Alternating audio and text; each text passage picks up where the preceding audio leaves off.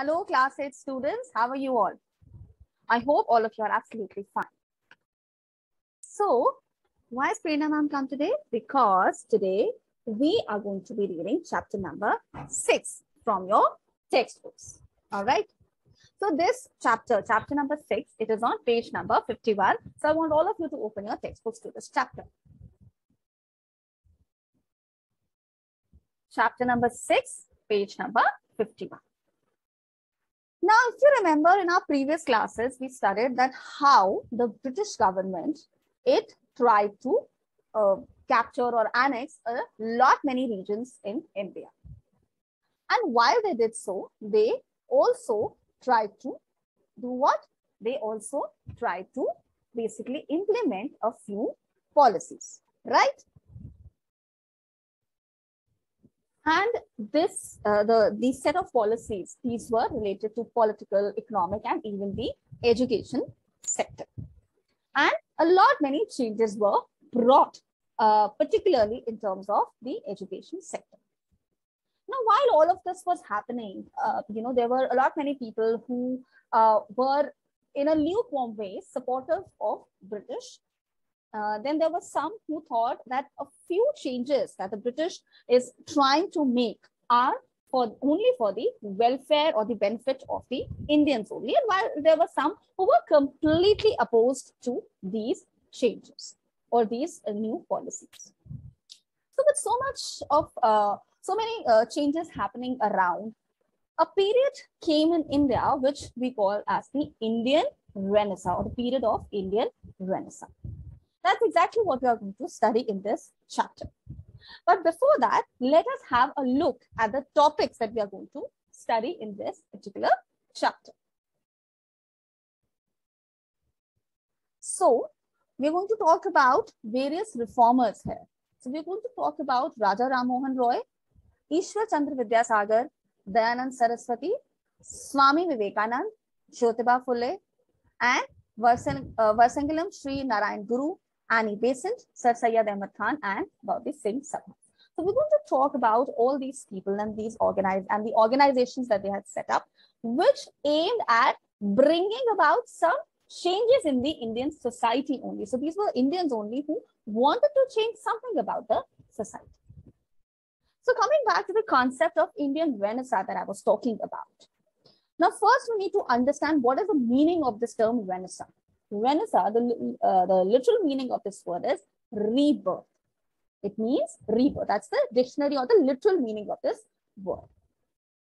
Now, Indian Renaissance occurred because, as I just told you, that there were some who encouraged certain customs or certain setups which were there in some other countries of the world. Wherein in India, such systems did not occur. In fact, they occurred in a very different manner, which was kind of humiliating for some section of the society. So one of the major examples here was the caste system. Now, in your previous classes, you've studied about the caste system that occurred in the Indian society, wherein the Shudras, they were at the lowest rank, they were at the considered as at the bottommost level of the class hierarchy. And they were treated in a very bad manner. Like they were not allowed to enter temples, their children were not allowed to go to school or maybe sit with children belonging to other castes. So they basically had to face a lot of inhuman conditions.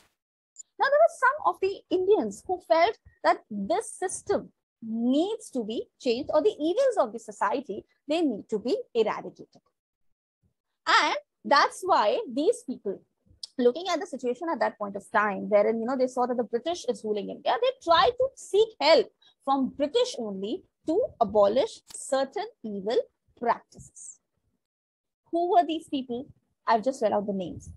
And how did these people manage or succeed in doing so? And what were their thought process? This is what we are going to read in this chapter. Okay, so let us start reading about Raja Ram Mohan Roy, the story about Raja Ram Mohan Roy. So I've told you what is meant by Renaissance and why there was a need of Indian Renaissance. Obviously, because the society contained some evil practices. So first we talk about Raja Ram Mohan Roy. Now Raja Ram Mohan Roy, he's also known as the father of the Indian Renaissance. So I'm sure most of you, or rather all of you, have heard his name.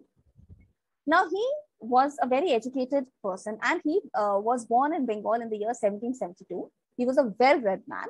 He was a great scholar of Sanskrit, Arabic, Persian, and English, and he was a man of reason and great thinking. So it's not like that Raja Ram Mohan Roy completely rejected the Indian culture. And how do we know that? That because he studied Sanskrit. He was a great scholar of this language, which is the language of India. So he was very fond of the Indian culture, but at the same time, he felt that there were certain practices or certain customs which were illogical. And that's why we say that he was a person of reason, of great thinking. You know, he thought that if you have a particular custom or a system in the society, what is the logic behind it? And if there is no logic behind it, and if it is hurting someone, why to have such a system? So in 1828 AD, Raja Ram Mohan Roy, he founded the Brahmo Samaj. He denounced idol worship. So he said that I do not believe in this concept of idol worship, caste system, superstitious and religious rituals. He said that, you know, when you do these over the board customs, they are of, they did not really appeal him as such. Then he also founded the Hindu College, which is now the Presidency College in Kolkata in 1870. Now, the biggest contribution of Raja Ram Mohan Roy to the Indian Renaissance was when he spoke against the Sati Pratha. So we know what was Sati Pratha. So for all those who do not know, Sati Pratha was a very strange and a very illogical practice wherein it was expected that if the husband dies, the woman has to, also die along with her husband. Why? Because the society felt that, you know, she's a widow and probably she has no aim in life, and, you know, she should not be, she doesn't deserve to live anymore. Or another aspect of sati was that the widows were ill-treated. So he wanted to stop this practice of sati pratha, and he said, and he really spoke about the ill practices of that was done towards the widow. So he strongly opposed all these customs, and he also spoke against he supported intercaste marriage. So he said that, so he was against this concept of caste, you know, being the basis of society. Then he also supported female literacy. He said that it is very, very important to educate a girl child. It's rather one of the most important tasks that the parents should perform. And he supported Western education and widow remarriage. So imagine, so many years back, he had such a progressive thought process. And it wasn't really easy also for him. So while he spoke about this, there was a lot of opposition he had to face. But because he kept on persevering his struggle against this, or his fight against this ill practice, he finally succeeded in 1829 AD when the sati pratha was abolished. And this was with the help of British only. Then he's also known as the father of Indian journalism. Through the newspaper and journals, he advocated the importance of English, Western medicine, and sciences because he felt they were proved useful in uprooting the prevalent social and religious errors. So he wanted people to at least study Western education so that the prejudice mindset can be done away with. Now we talk about Ishwar Chandra Vidyasagar. So he was born on 26 September 1820, where in Bengal. He spent his childhood in extreme poverty. Now he is popularly known as Vidyasagar, meaning sea of knowledge. He was a well-known writer, intellectual, and above all a humanist. That is, he also supported, he propagated the concept of equality, and he, like Raja Ram Mohan Roy, also argued against superstitions and castism. He continued the reform movement that was started by Raja Ram Mohan Roy, and he initiated the concept of widow remarriage. Now, this is a very interesting episode. How Ishwar Chandra Vidyasagar, how he set an example for the society. Probably the society felt that, oh, it's easy to talk about widow remarriage, but who is going to marry a widow? Because this was a kind of conservative, a blocked mindset that people had at that point of time. So Ishwar Chandra Vidyasagar, he set up an example. That first, the Widow Remarriage Act was passed in 1856, and to set an example, he got his own son married to a widow. So he kind of told the society that when I can do it, why can't you also do it? When I can have my own son married to a widow, why can't you also do it? Then he also talked about the abolition of child marriage. Now we talk about Jyotirao Phule. So he was a social reformer. Okay. So this is the so we've studied about Ishwar Chandra Vidyasagar. We've spoken about Raja Ram Mohan Roy. We're going to study about more reformers. Okay. So now talking about Jyotiba Phule. So Jyotiba Phule was born on 11th April 1827, and he was born in a very humble family from the Mali caste in the city of Pune. He's regarded as one of the most important figures in social reform movement for his fight to attain equal rights for the lower caste people and his contribution to the field of education and women upliftment. So just like Raja Ram Mohan Roy and Ishwar Chandra Vidyasagar, even Jyotiba Phule talked about eradicating of this caste system and of course talking about equal rights. And like the other two, even he supported girl child education. And how did he do that? How did he show his support towards girl child education? Was that he started setting up school for girls.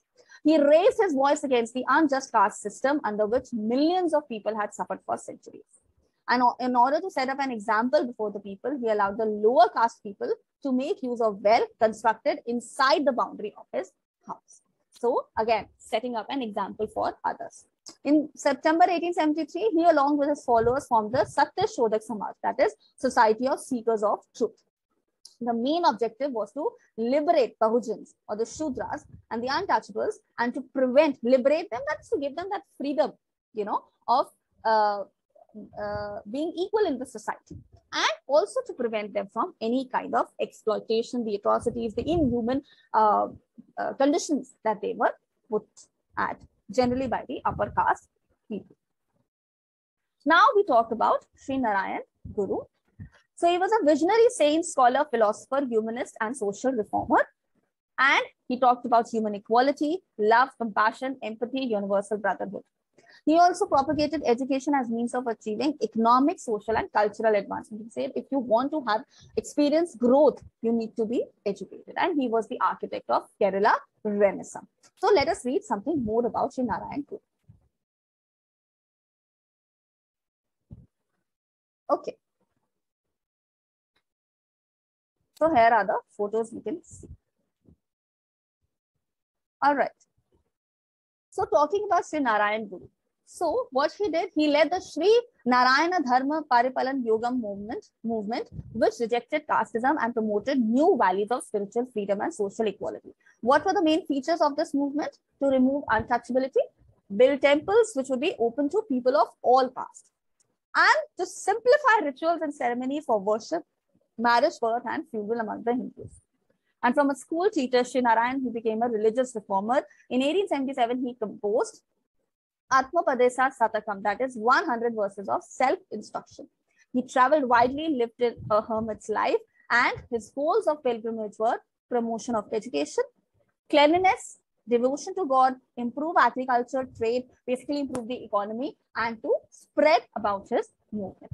The government recognized the Asavas as a backward caste liable to protection in jobs and other facilities. He raised the slogan for a new India based on one religion, one caste God. One religion, one caste God. And he passed away on 20th September 1928. Okay. Moving on. Now we talk about Swami Dayanand Saraswati. So Swami Dayanand Saraswati, he was the most radical social religious reformer of the time. His original name was Mool Shankar Tiwari, and he was born in 1824 AD in Gujarat in a rich family of Brahmins. Now, though he was born in a very rich family, he rejected the worldly desires, and at a very early age, he became a sannyasi. He attained good knowledge of Sanskrit and the Vedas. Then he founded the Arya Samaj in 1875 to reform the stagnant Hindu thought. He gave the slogan, go back to the Vedas, and Arya Samaj postulates equal justice for all. And of course, it does not believe in caste system and promotes monotheism. That is talking about only one God. Then Arya Samaj, it started the Shuddhi movement, reconverting people who had converted to Christianity or Islam. And Swami Dayanand's views were published in his famous work, Satyarth Prakash. He also wrote Ved Bhashya Bhumika and Ved Bhashya. And later, his followers established Gurukuls and DAV schools to impart Vedic education. Now we talk about another very renowned or globally renowned Indian reformer, Swami Vivekananda. So he was born as Narendra Nath Datta and is considered as a key figure in the introduction of Vedanta and yoga in Europe and America. He is best known for his inspiring speech that began with Sisters and Brothers of America. So talking about this speech, when he went to America to give the speech, he was dressed in his Indian attire. He was not dressed in Western formals. To represent himself truly as an Indian, he was in the Indian attire only. And his speech, if you ever get a chance to watch the video of this speech, if you can find it, or maybe you can read more about this. It's a very, very inspiring and very, it can actually, you will be overwhelmed when you listen to this speech. So beautifully he's spoken about humanity, about India. It's a beautiful speech. So through this, he introduced Hinduism at the World Parliament of Religion at Chicago in 1893 AD. And he was a great disciple of Ramakrishna Paramhans, who gave him the name Vivekananda. He founded the Ramakrishna Mission in 1897 AD to propagate his guru's teachings to every corner of the world. And this Ramakrishna Mission, it strongly condemned caste system, untouchability, and superstition. So you can see that this is common in all the Indian reforms. Then we talk about the reformer named Veerasingalam. So he was born in an Orthodox Brahmin family in Andhra Pradesh, and he was influenced by the ideas of Brahmo Samaj. He started a Telugu journal to make Telugu people aware of the social evils that existed in the society, and he encouraged education for women, started a school also, and he founded a social organization called Hitakarni. Hitakarni means to benefit someone. Now we talk about Mahadev Govind Rana. All right. All right. So he founded the Pratna Samaj in 1867 AD. He was an eminent judge of the Bombay High Court. Besides, he was a historian, economist, educationist, social reformer, and one of the founders of the Indian National Congress. And like the Brahmo Samaj, the Pratna Samaj, or the Prayer Society, it represented India's waking up to the European liberal thoughts. The aims of this society were the promulgation of theistic worship and social reform, again, opposition to caste system, introduction of widow remarriage, encouragement of female education, and the abolition of child marriage. Now we are going to talk about Dadabhai Naoroji and Naoroji Phulbanji. Okay. All right. So talking about Dadabhai Naoroji and Naoroji Phulbanji, they were the pioneers of religious and social reforms among the Parsi community. All right. The two leaders started a journal, Rast Gostar, for the progress of women and the spread of modern education, right? So like other reformers, even they wanted to bring about some positive changes in the society, particularly about the Parsi community.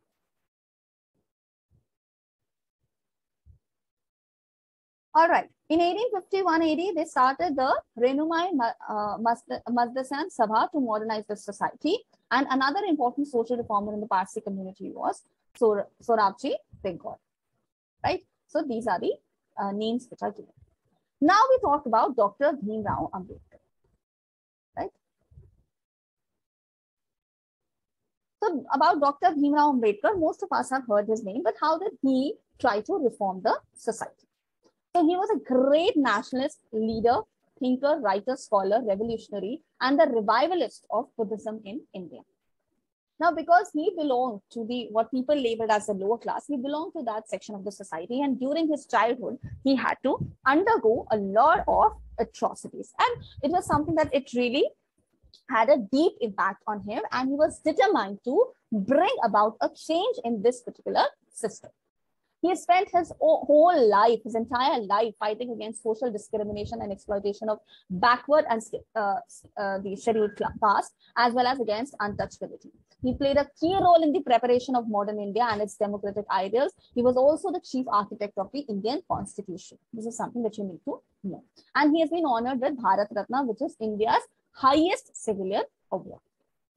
Now we talk about the Theosophical Society. So this was founded by Madam HP in US in 1875, and in 1886 it was shifted to India in Tamil Nadu, and here it was organized, it was properly structured by an Irish woman named Annie Besant, who came to India in 1893, and she was elected its president in 1907. So this particular society, it opposed discrimination on the basis of race, color, gender, and preached universal brotherhood. And Annie Besant, she was inspired by the Hindi religion and translated the Bhagavad Gita into English. She also introduced inter-caste dining in hostels and paved way for free interactions between British and Indian scholars. She also preached against the evils of child marriage, caste, polygamy, etc. And she was also in favor of national system of education. Now we talk about Sir Syed Ahmad Khan. So he was a reformer of the Muslim community and statements of the 19th century. He was a great scholar of Persian and Arabic and had modern outlook. He spoke against the customs of polygamy and easy divorce among Muslims. So he said that this is just not acceptable, and he advised that Muslims should receive Western education. For the promotion of education and modern ideas among his community, he founded the Mohammedan Anglo-Oriental College in Aligarh. It developed into a university later, and he worked hard towards reawakening of the Muslims to modern thinking and education. Now we are going to talk about the Singh Sabhas, right? Okay, so the Singh Sabhas, among six, the movement for reform was started in 1870s at Amritsar and Lahore by the Singh Sabhas, such as Shiromani Gurudwara Prabandhak Committee and the Akali Dal. During the early decades of the 20th century, the Gurudwaras, they were under the control of priests or the nuns. So they treated Gurudwaras as their private property. Now the two Sabhas were instrumental in freeing Gurudwaras from the hold of priests, that is Akali Dal and the Prabandhak Committee. So they wanted to free Gurudwaras from the control of the priests. In 1925, a law was passed which gave the right of managing the Gurudwaras to Shiromani Gurudwara Prabandhak Committee. The Khalsa College was founded in Amritsar in 1890 by the leaders of the Singh Sabha, and following this, many schools were started. And these institutions, they were established to achieve perfection among the Sikh youths at both mental and physical levels. So basically to promote the growth of the Sikh youth. Why? Because youth of any nation is an asset, provided it is made into it. The great thinking and ideals of the religious and social reformers helped the Indian masses realize their weakness and remove them. Their endeavor led them to the reformation of Indian society. People came together, and this unity helped them prepare a common platform to fight against the British rule. So, we've read about so many reformers. More or less, they were against the similar set of evil practices. So, that is one commonality among these. Have you observed another commonality? How these reformers used their education for bringing about a positive change, and how all these reformers focused on education, the importance of education. Most of us associate education as just reading, writing, and the homework or the class work we have to do. No, that is not really education. That's a part of your getting educated process, the process of getting educated. When you talk about real education, you are, if you think it from one perspective, in true sense, you are educated when you use your knowledge to bring about a positive change. When you use your knowledge, the knowledge that you have gained through your education, through your studies, in doing something which is logical, which is beneficial, not just for yourself, but also for the society. So trust me, the moment you start doing so, you will truly be an asset to the society. All right. I'll see you all in the next class. Till then, bye-bye.